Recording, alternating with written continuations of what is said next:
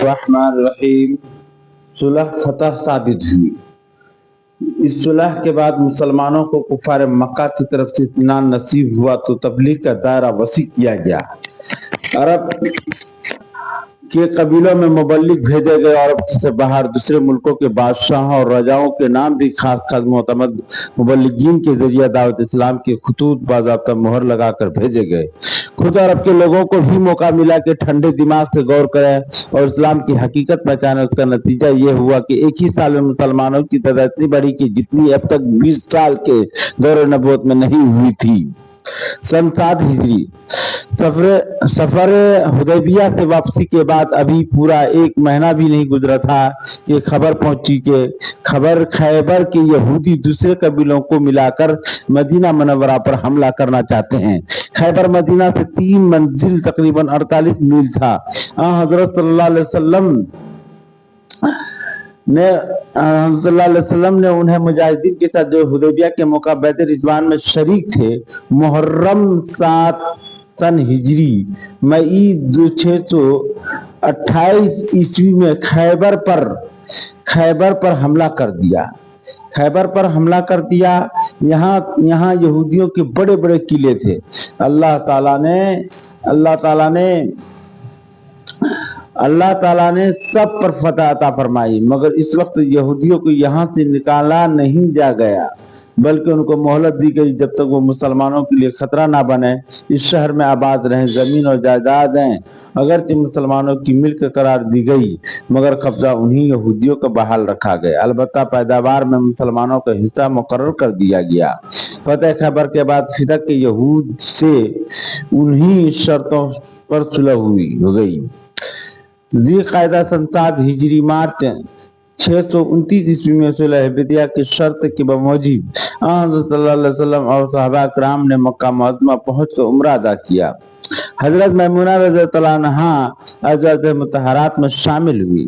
سن 8 ہجری جمادی الاولیٰ سن 8 ہجری اگست 629 عیسوی میں مقام موتا پر جو شام کے علاقہ میں ہے روم کے عیسائیوں سے لڑائی ہوئی، کیونکہ بصرہ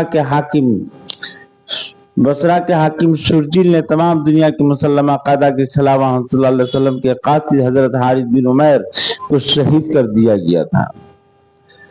مسلمان مجاہد صرف 3000 تھے مقابل تقریباً 1.5 لاکھ۔ اسلامی فوج کے 3 جنرل حضرت زید بن حارثہ رضی اللہ تعالیٰ عنہ، حضرت جعفر بن طیار رضی اللہ تعالیٰ عنہ، حضرت عبداللہ بن رواحہ رضی اللہ تعالیٰ عنہ ایک کے بعد دیگر شہید ہوئے۔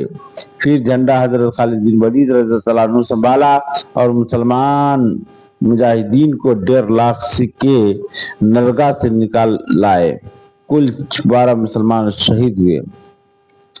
فتح مکہ 10 رمضان سن 8 ہجری 1 جنوری 630 دوشنبہ کے روز عصر کے بعد مکہ کی طرف 10,000 کا اسلامی لشکر صلی اللہ علیہ وسلم کی زیر قیادت روانہ ہوا، کیونکہ قریش نے اس معاہدہ کی دھجیاں بکھیر دی تھی جو حدیبیہ کے موقع پر ان سے ہوا تھا۔ 19 رمضان مبارک کو یہ لشکر مرت زہران پہنچ کر خیمہ زن ہوا جو مکہ کے قریب اور آج کل وادی فاطمہ کے نام سے مشہور ہے۔ مکہ والوں نے عاجزی ظاہر کی کہ رحمت للعالمین صلی اللہ علیہ وسلم نے سب کو معاف فرما دیا۔ 20 رمضان مبارک 11 جنوری 630 پنجشنبہ کے روز یہ لشکر جرار فتحانہ مکہ میں داخل ہوا۔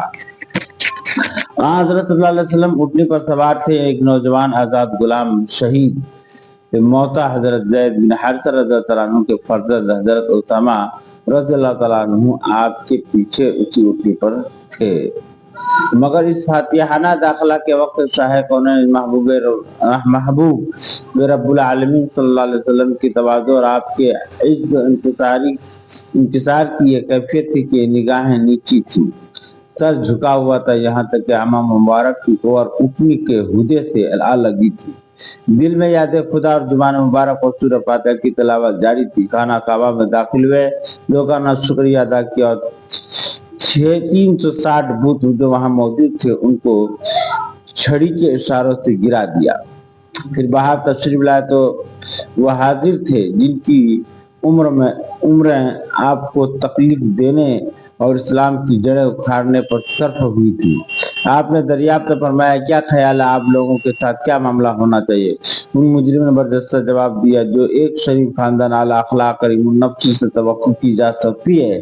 آپ نے فرمایا سب آزاد، جو کچھ ہوا سب فراموش۔ پھر ارشاد ہوا جماعت قریش، خدا نے زمانہ جاہلیت کے نسلی تکبر کو دور کر دیا۔ ہم سب آدم کی اولاد ہیں اور آدم مٹی سے پیدا ہوئے تھے۔ اللہ تعالیٰ کے ارشاد انسانوں، ہم نے تمہیں ایک مرد اور عورت سے پیدا کیا اور تمہارے قبیلے اور خاندان صرف تعارف کے لیے مقرر دیے ہیں۔ اللہ تعالیٰ کے یہاں شریف ہوا ہے جو تقوی میں بڑا ہوا ہے۔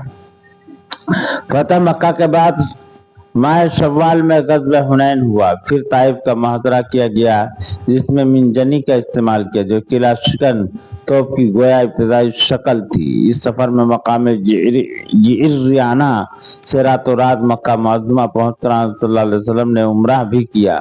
6 ذوالقعدہ 25 فروری 630 ایک شنبہ کے روز صلی اللہ علیہ وسلم مدینہ طیبہ واپس پہنچے۔